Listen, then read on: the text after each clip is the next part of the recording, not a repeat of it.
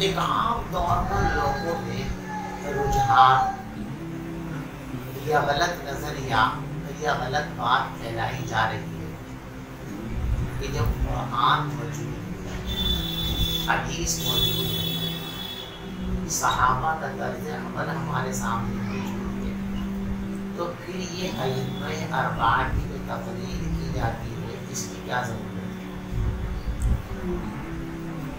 نبی کی باتیں موجود ہیں، اللہ کی باتیں موجود ہیں اور وہ پکی اور سچی ہیں، ان میں کسی طرح کے نقص کا سوال ہی پیدا نہیں ہوتا، تو ان کے ہوتے ہوئے پھر ائمہ کی تقلید کی کیا ضرورت پیش آ گئی؟ ائمہ کی تقلید کیوں کی جاتی ہے؟ کیا سمجھ لینا؟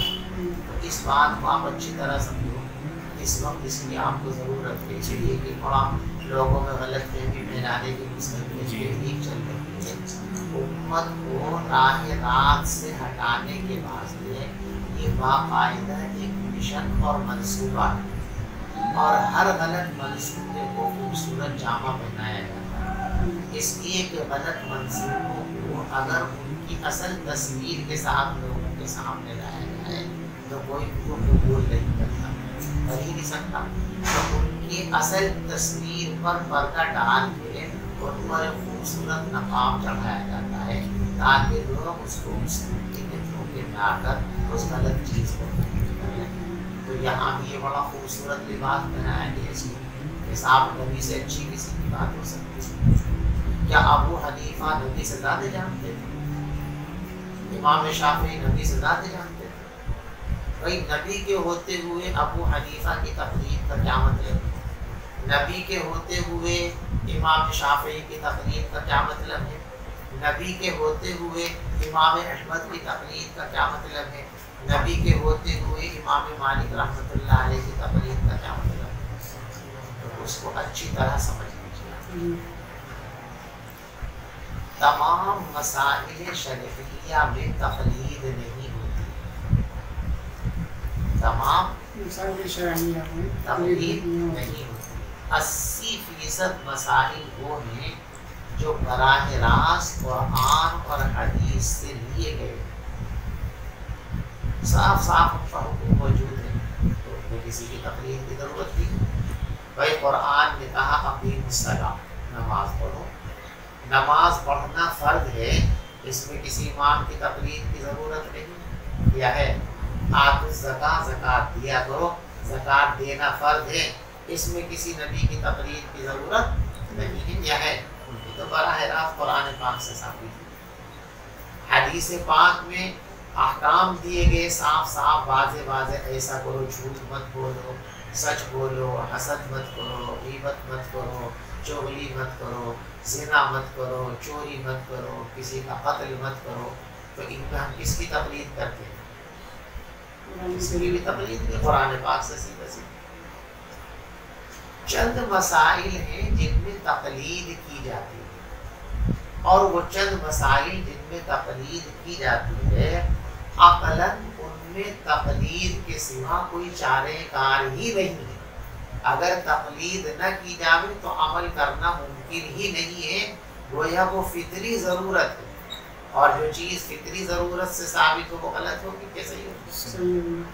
تو بعض مسائل ہیں جن میں تقلید کی جاتی ہے اور وہاں تقلید کے علاوہ کوئی چارہ کار ہی نہیں۔ استاد محترم حضرت مولانا مفتی سعید احمد صاحب فاروقی رحمۃ اللہ علیہ نے بخاری شریف کی شرح میں اس مضمون کو کافی تفصیل کے ساتھ لکھا ہے۔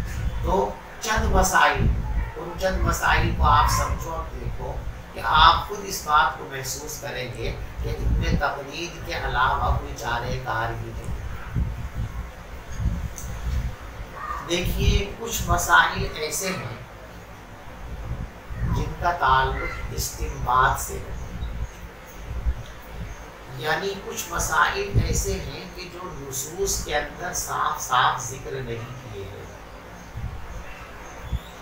بلکہ نصوص کی تہ کے اندر وہ چھپے ہوئے ہیں، ان کو استنباطی مسائل کہتے ہیں۔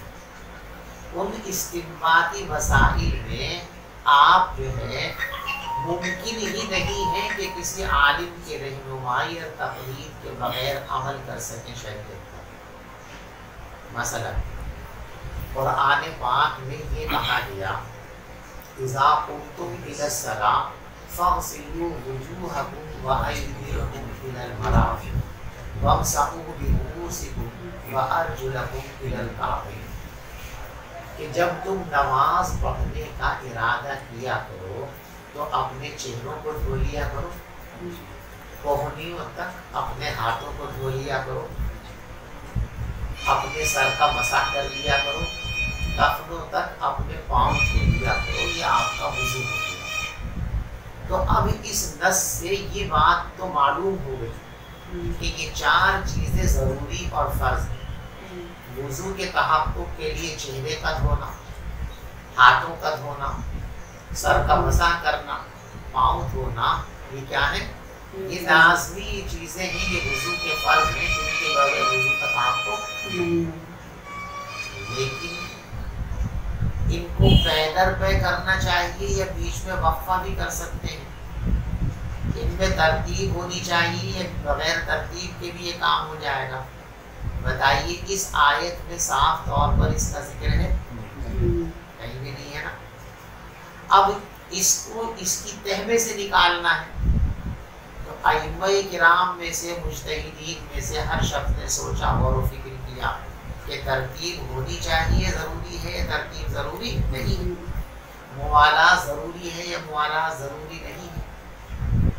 اب آپ بتائیے، عام انسان کے حوالے اگر یہ بات کر دی جائے کہ بھئی ترتیب وضو میں ہے یا نہیں ہے، موالات ہے یا نہیں ہے، تم خود طے کرو، تو سارے انسانوں کے اندر اتنی ہمت ہے، اتنی صلاحیت ہے؟ نہیں۔ ائمہ مجتہدین نے غور و فکر کیا، ایک امام حضرت امام مالک رحمۃ اللہ علیہ اس طرف گئے کہ موالات شرط ہے، یعنی آپ نے چہرہ دھو لیا، اب چہرہ سوکھ جانے سے پہلے ہاتھ دھو لیجیے، ہاتھ کے سوکھ جانے سے پہلے آپ مسح فرما دیجیے، فوراً پاؤں دھو لیجیے، یعنی ایک عزم سے فارغ ہونے کے بعد اب دوسرے عزم پر عمل کرنے کے لیے تاخیر کی مہلت فوراً کرنا چاہیے۔ امام مالک رحمۃ اللہ علیہ کی رائے یہ ہے کہ اگر آپ نے موالات نہیں کی، چہرہ دھو لیا، باتوں میں لگ گئے، چائے پینے لگ گئے، اس کے بعد ہاتھ دھو لیے، اس کے بعد مسح کر لیا، تو امام مالک رحمۃ اللہ علیہ فرماتے ہیں کہ موالات چھوٹ گئی، لہذا اب اس کا وضو نہیں ہوا۔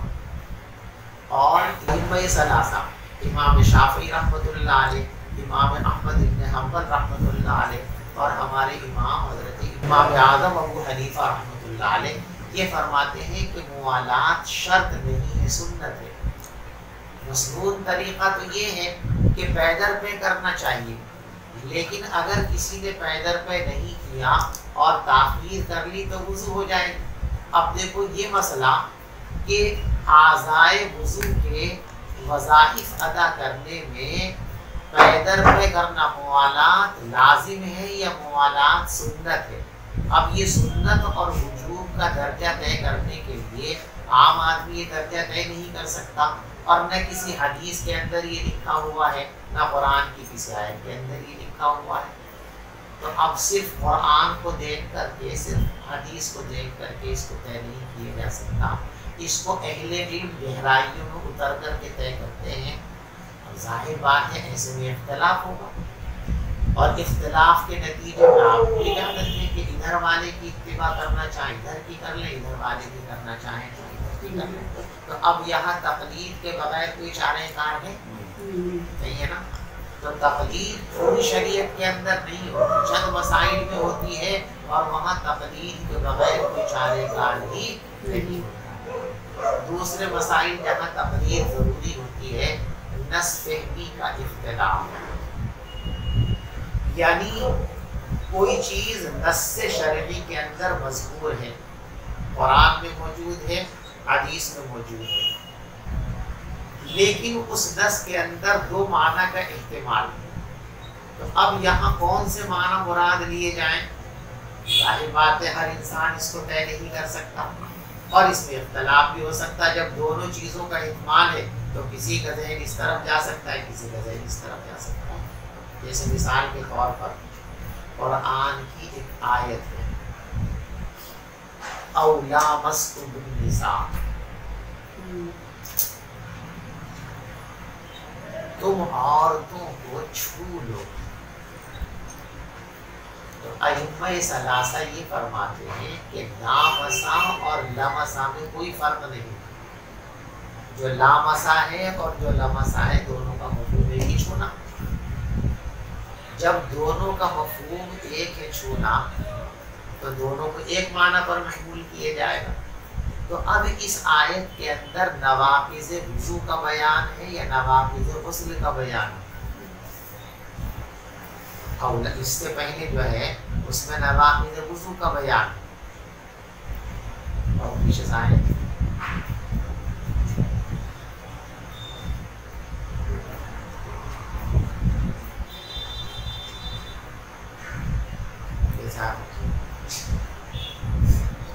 اذا قمتم الى الصلاة والی آیت پڑھو شروع سے. يا أيها الذين آمنوا إذا قمتم إلى الصلاة فاغسلوا وجوهكم وأيديكم إلى المرافق وامسحوا برؤوسكم وأرجلكم إلى الكعبين وإن كنتم جنبا فاطهروا وإن كنتم مرضى أو على سفر أو جاء أحد منكم من الغائط أو لامستم النساء أو جاء أحد منكم من الغائط أو لامستم النساء. یہ دو ٹکڑے ہیں. او جاء أحد منكم من الغائط, اس کے اندر طے ہے سب کے نزدیک کہ اس میں نواقض وضو کا بیان ہے. تو او لامستم النساء جو دوسرا ٹکڑا ہے اس میں نواقض وضو کا بیان ہے یا نواقض غسل کا بیان ہے. ائمہ ثلاثہ یوں فرماتے ہیں کہ اس میں نواقض وضو کا بیان ہے. اور آیت کا مطلب یہ ہے کہ کوئی شخص اگر وضو کرنے کے بعد کسی عورت کو چھو دے گا تو عورت کو چھوتے ہی اس کا وضو ٹوٹ جائے گا. اب اس کو دوبارہ وضو کرنا ضروری ہے. جب تک وہ اپنے وضو کا اعادہ نہیں کرے گا تب تک اس کے لیے نماز پڑھنے کا موقع میسر نہیں. ٹھیک ہے. ان حضرات کا ماننا یہ ہے کہ دیکھو لامسا کے معنی چھونا اور لامسا کے معنی بھی چھونا. تو جب دونوں کے معنی چھونے صاف صاف ہے, لامسا اور لامسا کے معنی چھونا اور لامستم النساء تم عورت کو چھو دو, تو پہلے سے بیان کس کا چلا رہا؟ نواقض وضو کا. جب پہلے سے نواقض وضو کا بیان چلا آ رہا ہے تو اس میں بھی نواقض وضو کا بیان ہے اور مسئلہ طے ہو گیا کہ عورت کو چھونا ناقض وضو ہے. امام اعظم ابو حنیفہ رحمۃ اللہ علیہ فرماتے ہیں کہ آیت کے اس ٹکڑے کے نواقض وضو کا نہیں بلکہ نواقض غسل کا بیان. وہ فرماتے ہیں کہ لامسا اور لامسا کے اندر فرق ہے. لمس کے معنی آتے ہیں مطلق چھونا, ٹچ کر دینا کسی چیز کو, اور لامسا یہ باب مفاعلہ تھا اور باب مفاعلہ کے اندر فعل من الجانبین. تو لامسا کے معنی ہے ایک دوسرے کو پکڑنا. آپ اس کو پکڑے وہ آپ کو پکڑے تب لامسا کا تحفظ ہوگا. ایک کے پکڑنے سے لامسا کا تحفظ. تو لامسا چونکہ باب مفاعلہ سے ہے اور مفاعلہ کے اندر فعل جانبین سے ہوتا ہے تو لامسا کا تحقق جب ہوگا جب کہ عورت مرد کو چھوئے, عورت مرد کو چھوئے. تو لامسا کے معنی ہے ایک دوسرے کو پکڑنا, اور یہ ایک دوسرے کو پکڑنے کا جو عمل ہوتا ہے یہ جمع میں ہوتا ہے. بیوی اور شوہر جب ملاقات کرتے ہیں جمع کرتے ہیں تو جیسے ہی انزال کا وقت ہوتا ہے تو دونوں ایک دوسرے کو پکڑتے ہیں, کولی کرتے ہیں, لفظ آتے ہیں. تو یہ لامسا کا جو تحقق ہے یہ ہوتا ہی جمع کے وقت ہے, اور جمع غسل میں سے ہے نا. تو امام اعظم ابو حنیفہ رحمۃ اللہ علیہ فرماتے ہیں کہ یہاں او لامستم النساء کے اندر یہ نواقض وضو کا نہیں بلکہ نواقض غسل کا بیان ہے. اب آپ بتائیے بغیر تقلید کے اس میں کوئی چارہ کار ہے؟ یہاں نواقض وضو کا ذکر ہے یا نواقض غسل کا ذکر ہے, اس کو قرآن نے طے نہیں فرمایا. رسول پاک صلی اللہ علیہ وسلم نے بھی صراحتاً اس کو طے نہیں فرمایا۔ تو اب آپ بتائیں ایسی صورت میں اجتہاد کی ضرورت پیش آئے گی نا، قیاس کی ضرورت پیش آئے گی، اور اجتہاد و قیاس ہر شخص کا منصب نہیں کیا ہے۔ تو جن لوگوں کو یہ منصب اور یہ صلاحیت اور مقام حاصل نہیں ہے، اب آپ بتائیے کہ ان کے لیے عمل کا کیا راستہ ہے، سوائے اس کے کوئی راستہ نہیں کہ جو اس منصب پر فائز لوگ ہیں، جو اس مقام پر فائز لوگ ہیں، انہوں نے اپنے علم، اپنی محنت، اپنے اجتہاد کے ذریعے جو راہ عمل متعین کی ہے، ہم اس راہ عمل کو اختیار کر کے قرآن و سنت پر عمل کریں۔ تو تقلید کا یہ مطلب نہیں کہ قرآن و سنت کو چھوڑ کر کسی امام کی بات مانی جائے۔ قرآن و سنت کو چھوڑ کر کسی امام کی بات تو کوئی مومن مان ہی نہیں سکتا، اور مانے تو پھر اس کے ایمان کے کوئی معنی نہیں رہتا۔ تقلید کا مطلب یہ ہے کہ قرآن و حدیث کا مفہوم جہاں پر واضح نہیں ہے، یا جہاں پر قرآن و حدیث بظاہر ساکت ہیں، ان مسائل میں جو مراد قرآنی اور مراد نبوی تلاش کی ہے اہل علم نے، اہل اجتہاد نے، تو ان کی تلاش کی ہوئی مرادوں کے مطابق ہم قرآن و حدیث کی مراد پر عمل کریں۔ تو تقلید کا مطلب ترک مراد قرآن نہیں، ترک مراد حدیث نہیں، بلکہ مراد حدیث اور مراد قرآن پر عمل کرنا، اپنے ائمہ کی فہم، ان کے اجتہاد اور ان کے قیاس کو سامنے رکھتے ہوئے اس پر اعتماد کرتے ہوئے، یہ ہے تقلید کا مطلب۔ تیسرے مسائل جہاں اختلاف ہوتا ہے اور تقلید کی ضرورت پیش آتی ہے، وہ ناسخ اور منسوخ والے مسائل، یعنی کوئی کام ایسا ہے جو نبی پاک صلی اللہ علیہ وسلم کی زندگی میں دو طرح سے ثابت ہے، ایسے بھی اور ایسے بھی۔ ظاہر بات ہے وہ ایک وقت میں تو ہو نہیں سکتے دونوں کام، تو ان میں سے ایک پہلا ہے ایک بعد کا ہے، اور طے ہے کہ پہلا والا جو ہے وہ منسوخ ہوگا، بعد والا ناسخ ہوگا۔